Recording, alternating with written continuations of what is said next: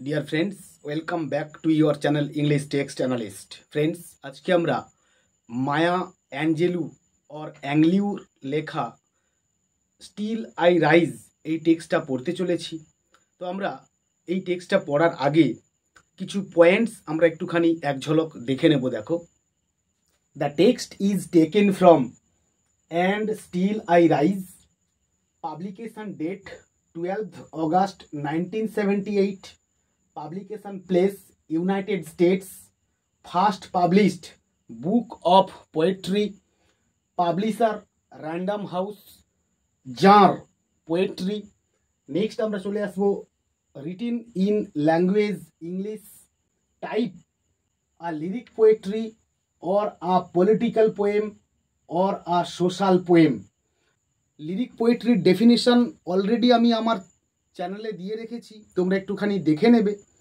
আর political poem বলতে একটা রাজনৈতিক কবিতা। আর নেক্সট আমরা চলে আসবো আর সোশ্যাল পোয়েম, একটা সামাজিক কবিতা বলে এখানে উল্লেখ করা হয়েছে। স্ট্যাঞ্জা pattern, a series of lines grouped together in order to divide a poem, a 9 স্ট্যাঞ্জা poem that's separated into uneven sets of lines. Next পাচ্ছি rhyme scheme, the first 7 স্ট্যাঞ্জাস follow ABCB, the 8th ABABCC and the 9th ABABCCBBB. Rhythm, the beat and pace. Beat মানে হচ্ছে স্পন্দিত বা স্বরকম্প, and pace মানে হচ্ছে গতি of a poem, that is stressed and unstressed. Form হচ্ছে stanzas and lines. Tone হচ্ছে determined and confident, দৃঢ়প্রতিজ্ঞ এবং আত্মবিশ্বাসী। এই টেক্সটের মুড হচ্ছে the atmosphere created by the poet two evoked, মানে হচ্ছে আহ্বান করতে certain feelings in their audience. Imagery, rich Wales celestial bodies, মানে হচ্ছে স্বর্গীয় দেহ, and gold mines in one's backyard. আর যার মধ্যে রয়েছে দেখো site, sound, test, touch and smell. Next পাচ্ছি natural imagery, the sun, the moon, the Tides and the air. Next পাচ্ছি structure, the first 7 স্ট্যাঞ্জাস contain 4 lines known as quatrains, যেটাকে 4 লাইনের বলে।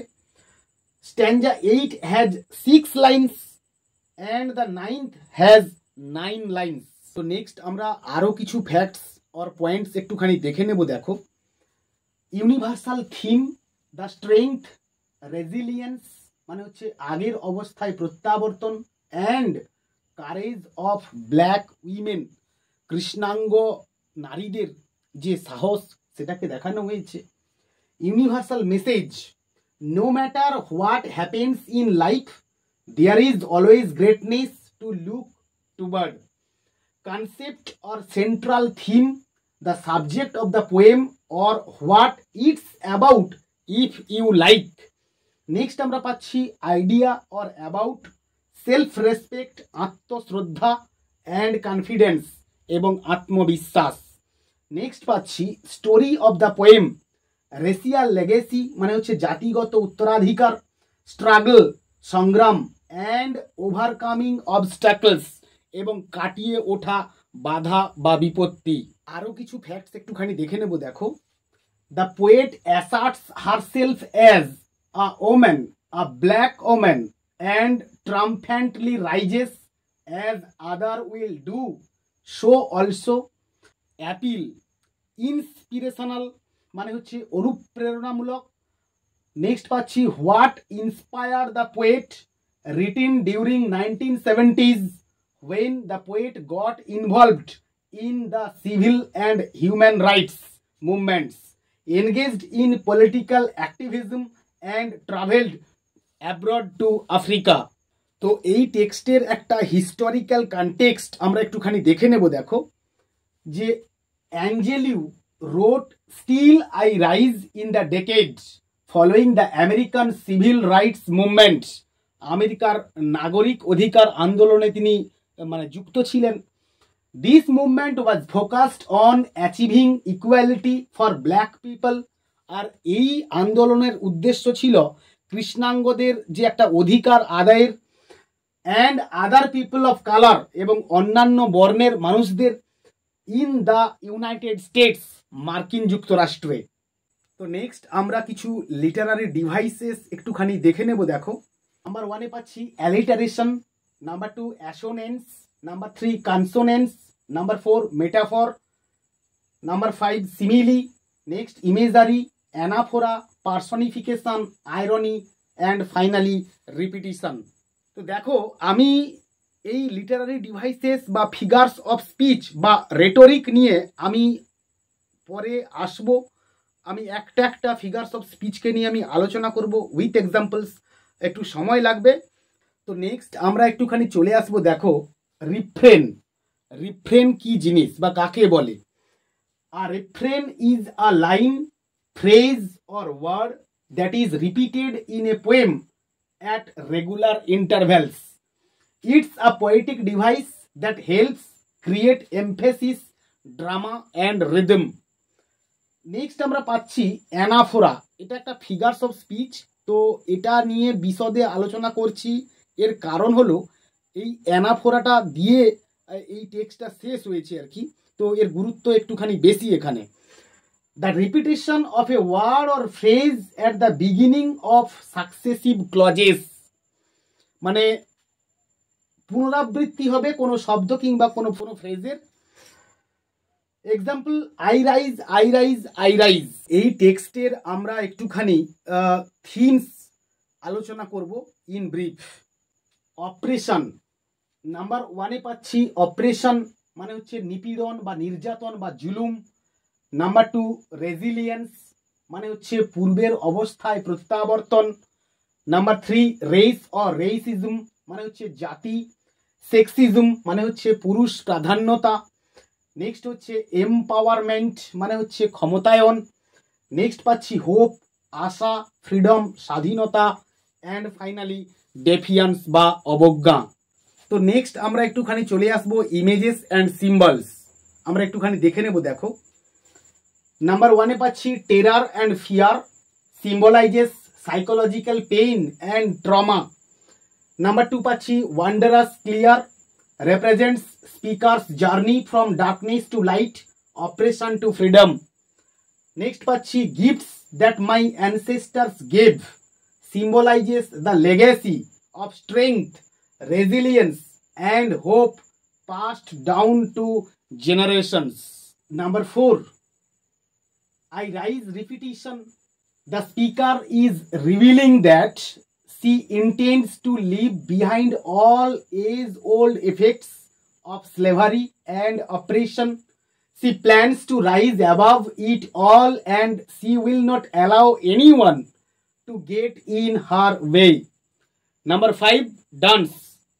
Conveys a message of wavering spirit মানে হচ্ছে একটা দোদুল্যমান আত্মাকে এখানে তুলে ধরা হচ্ছে। Resilience and a refusal to be defined by oppression. Number 6, diamond symbolizes strength, resilience, enduring values and inner fortified.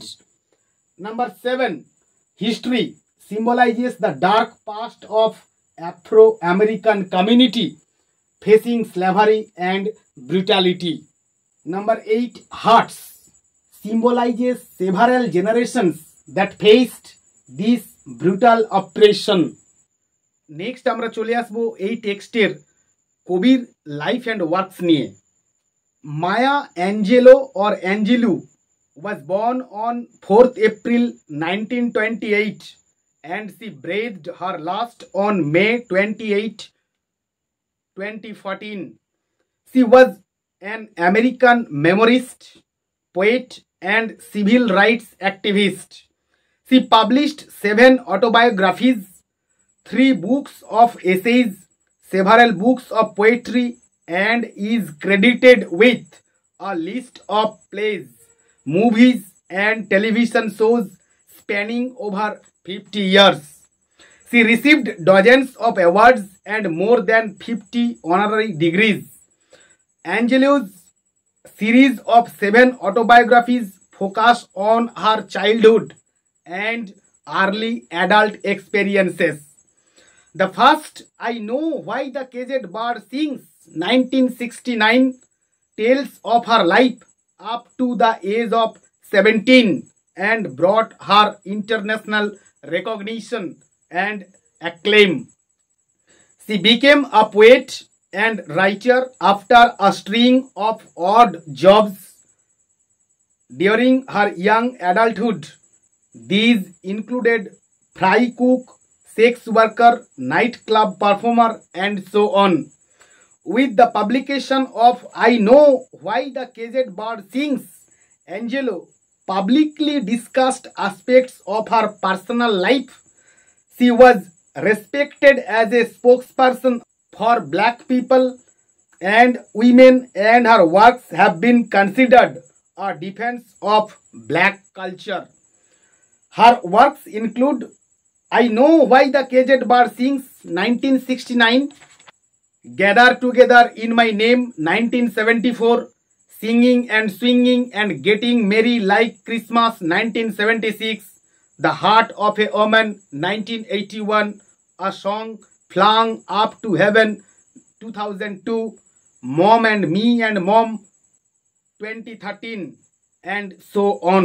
তো ফ্রেন্ডস, আমরা এই টেক্সটের একটা মোর অর লেস একটা ইন্ট্রোডাকশন আমরা জানলাম, সঙ্গে জানলাম আমরা এই টেক্সটের যিনি কবি রয়েছেন সেই কবি মায়া অ্যাঞ্জেলোর লাইফ অ্যান্ড ওয়ার্কস। আমরা নেক্সট চলে আসব টেক্সটে। এই টেক্সটটা আসলে একটা প্রোটেস্ট।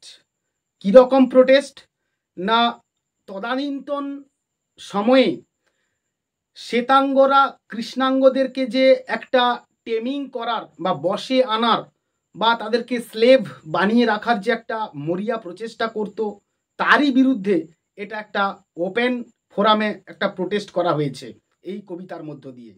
আমরা চলে আসব টেক্সটে। You may write me down in history with your bitter twisted lies, you may trod me in the very dirt, but still like dust I will rise. অর্থাৎ it's a declaration of unjust treatment that black people of America is addressed. She also addressed the tendency of her society to misrepresent the history. আর like dust বলতে এখানে যেটা বলা হচ্ছে যে the speaker compares herself to dust to symbolize her resilience and to assert her humanity. You may write me down in history, তোমরা আমাকে ইতিহাসের পাতায় নগণ্য বা নীচ বা ঘৃণিত হিসেবে দেখাতে পারো। With your bitter twisted lies, তোমাদের তিক্ত বানানো বা মিথ্যে অভিযোগের বার্তা দিয়ে। You may Trott me in the very dirt, তোমরা আমাকে মারিয়ে বা পদপিষ্ট করে যেতে পারো ধুলো বা নোংরার মধ্য দিয়ে। বাট স্টিল, কিন্তু তবুও, লাইক ডাস্ট, ধুলোর মতো, আই উইল রাইজ, আমি আবারও উপরে উঠব। আমরা নেক্সট স্ট্যান্জাতে আসবো। ডাস মাই সসিনেস আপসেট ইউ, সাসিনেস বলতে এখানে যেটা বলা হচ্ছে যে the speaker uses her সাসিনেস two challenge societies expectations and অপ্রেশনস, and this use to describe the speakers confidence and ডেফিয়েন্স। Does my সসিনেস upset you, আমার এই যে অদম্য সাহস, যেটা কি তোমাদেরকে মানসিকভাবে বিপর্যস্ত করে তোলে। Why are you beset with gloom, beset মানে হচ্ছে টু সারাউন্ড, যার মানে হচ্ছে ঘেরাও করা বা আচ্ছন্ন করে রাখা। যে কেন তোমরা এতখানি মন মরা হয়ে রয়েছ বা তোমাদের এতখানি মন খারাপ কেন। Cause I walk like I have got wells pumping in my living room. তো কজ হচ্ছে এটা একটা পোয়েটিক্যাল ডিভাইস, যেটাকে আমরা বিকজ হিসেবে ধরব। Because I walk like I have got wells, While wealth is a symbol of the speaker's wealth and confidence, it means that she has her own source of wealth and does not need to rely on society to feel valuable. Because I walk like I have got wealth, কারণ আমি এমনভাবে হাঁটছি যেন মনে হয় আমি একটা তেলের খনি বা তেলের কুয়ো পেয়ে গেছি। Pumping in my living room, যা কিনা আমি উত্তোলন করছি আমার শোবার ঘরে। আমরা নেক্সট আসবো, just like moons and like Sans with the certainty of Tides, just like Hopes springing high, still I will rise.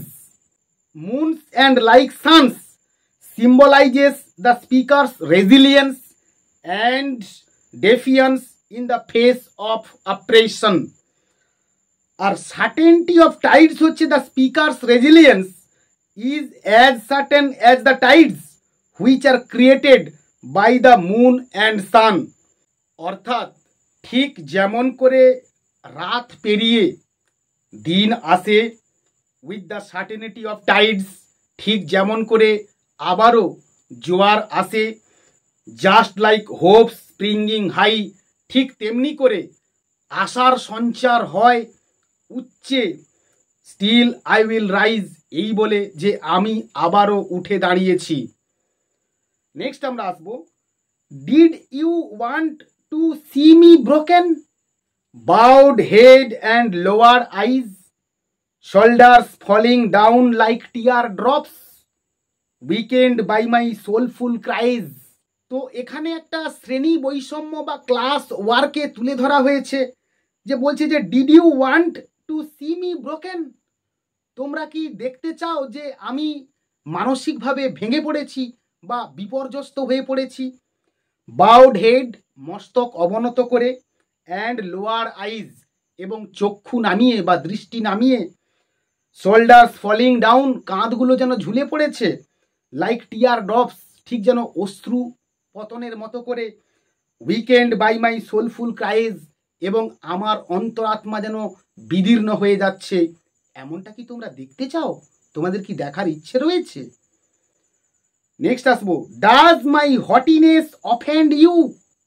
হটিনেস মানে হচ্ছে প্রাউড বা অ্যারোগ্যান্ট, যার মানে হচ্ছে গর্বিত হওয়া বা উদ্ধত হওয়া, যে আমার এই ঔদ্ধত্যপনা কি তোমাদেরকে ক্ষুব্ধ করে।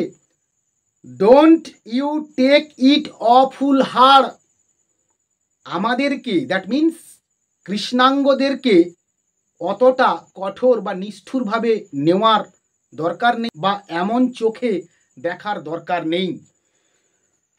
বিকজ আই লাভ, কারণ আমি হাসি, লাইক আই হ্যাভ গট, ঠিক যেমন করে আমি পেয়ে গেছি, গোল্ড মাইন্স, সোনার খনি। Gold mines symbolises wealth and the speakers self worth. Digging in my own backyard, আর যেটা কিনা আমি খনন করছি বা উত্তোলন করছি আমার বাড়ির পেছনে। আমরা নেক্সট স্ট্যান্ডাতে আসবো এবং এখানে অ্যানাফোরা, এই ফিগার অফ স্পিচটার একটা প্রয়োগ বা অ্যাপ্লিকেশন আমরা লক্ষ্য করব। দেখো, যে you may shoot me with your words, you may cut me with your eyes, you may kill me with your হেটফুলনেস, but still like air I will rise. তো অ্যানাফোরা কি জিনিস আমি একটু আগে বলেছি তোমাদেরকে। অ্যানাফোরা হলো the repetition or beginning of a word or a phrase at the beginning of A successive clauses.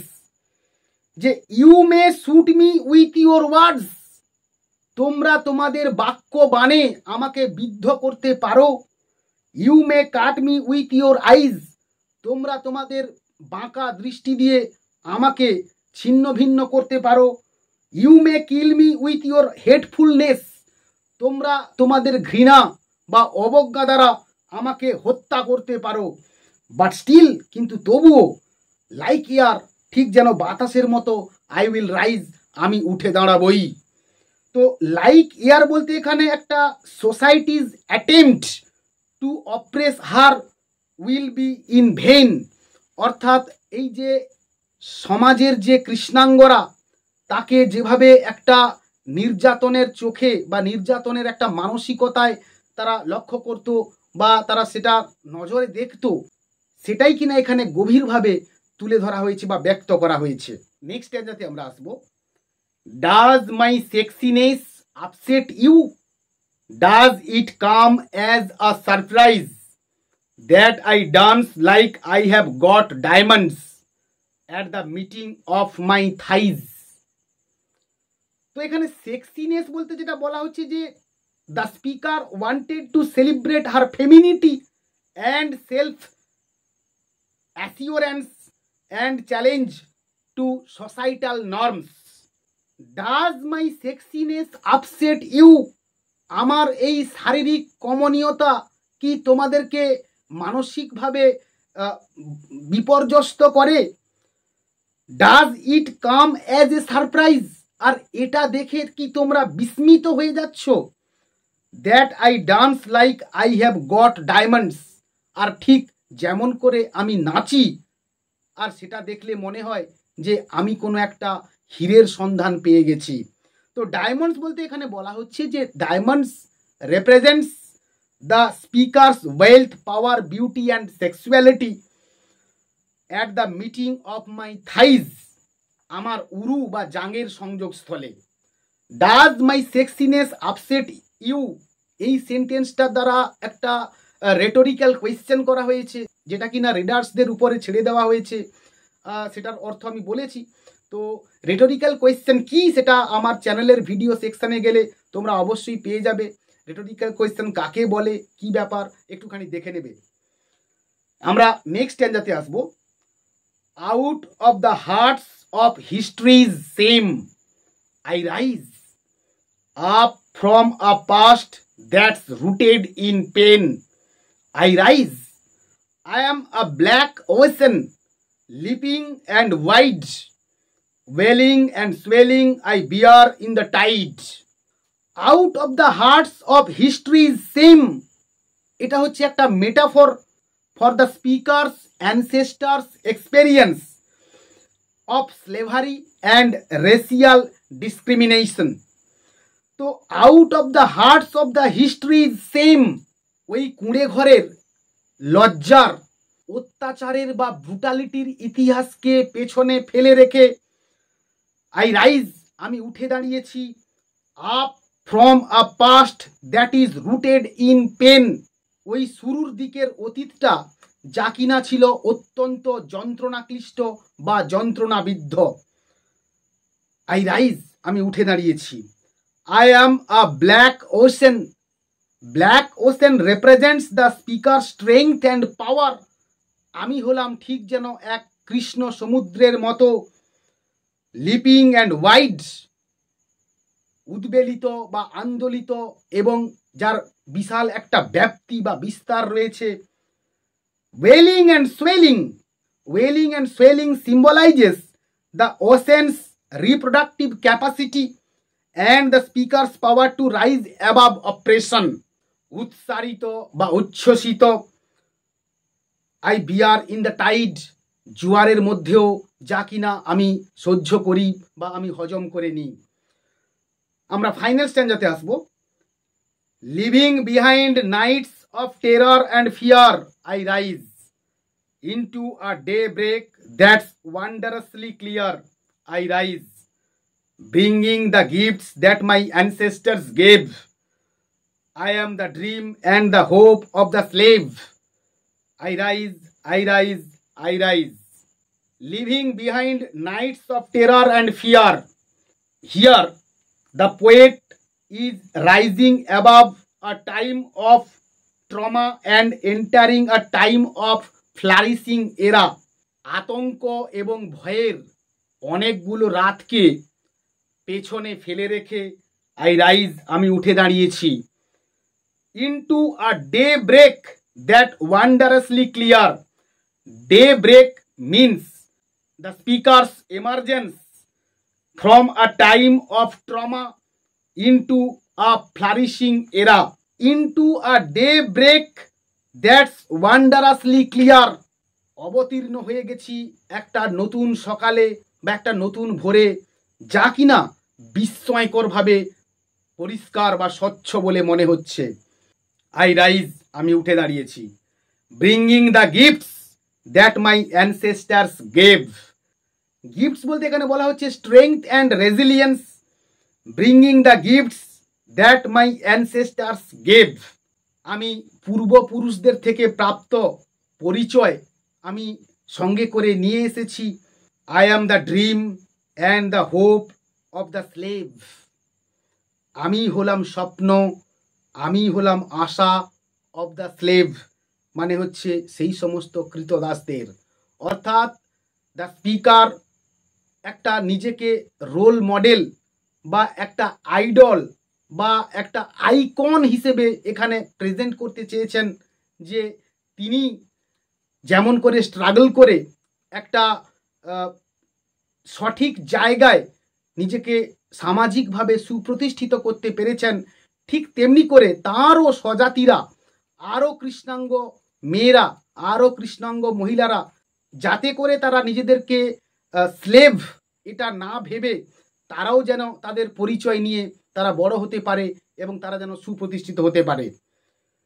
I rise, I rise, I rise, একটা বিশাল এমফেসিস এখানে দেখানো হচ্ছে যে আমি উঠে দাঁড়িয়েছি, আমি উঠে দাঁড়িয়েছি, আমি উঠে দাঁড়িয়েছি। একটা সেলফ কনফিডেন্স, একটা সেলফ ডিটারমিনেশনকে এখানে অত্যন্ত পরিষ্কার ভাষায় ব্যক্ত করা হয়েছে, যে চেষ্টা এবং মানসিক অদম্যতার দ্বারা যেমন করে তিনি একটা অন্ধকারময় অতীত জীবনকে কাটিয়ে একটা নতুন জীবনে ফিরে এসেছেন এবং নিজেকে সামাজিকভাবে একটা সুপ্রতিষ্ঠিত করেছেন। সঙ্গে সঙ্গে তার এই যে জাতি বা তার যে রেস, কৃষ্ণাঙ্গদের যে জাতি, তাদেরকে তিনি নতুন করে বাঁচার একটা আলো দেখিয়েছেন এবং তাদেরকে নতুন করে বাঁচতে শিখিয়েছেন। তো ফ্রেন্ডস, আমরা টেক্সটটা এখানেই শেষ করলাম।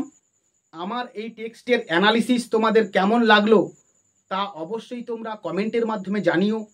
আর যদি ভালো লেগে থাকে তাহলে বন্ধুদের মধ্যে শেয়ার করো এবং একটা লাইক দিও এবং আমার চ্যানেলটাকে সাবস্ক্রাইব করো। পরের ক্লাসে দেখা হচ্ছে আরও একটা নতুন টেক্সট নিয়ে। ততক্ষণ পর্যন্ত keep watching my channel, keep smiling and stay blessed.